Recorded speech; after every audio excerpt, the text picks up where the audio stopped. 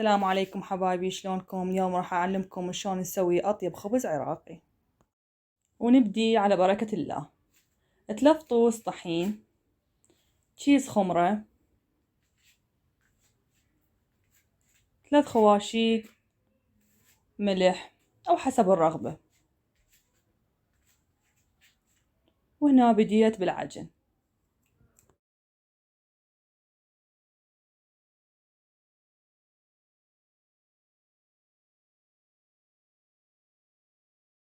بعد ما كملت عجن ضفت المي حتى ترتاح ربع ساعة، وبعدها بعد ربع ساعة أرجع أعجنها.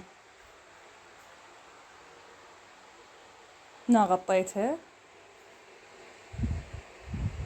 هنا بعد ما ارتاحت ربع ساعة فرغت المي وبديت أعجن بالعجينة بعد ما ارتاحت.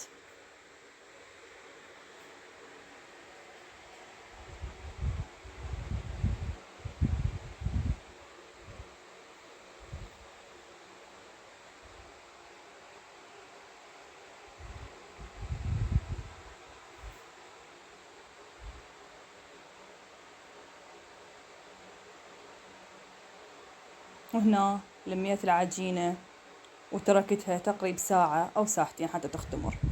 وهنا بعد ما اختمر عندي العجين، هنا بديت أشنق العجين.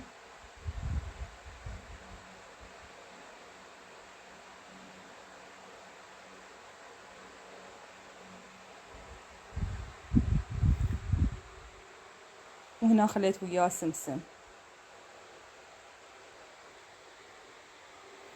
وهنا بديت بالخبز.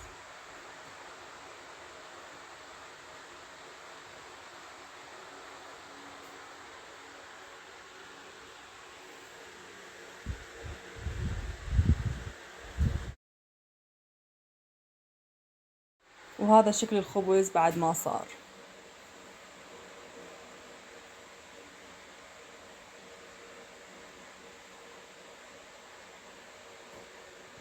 حبايبي، هذا الشكل النهائي للخبز. أتمنى تكون الطريقة سهلة عليكم، وألف عافية.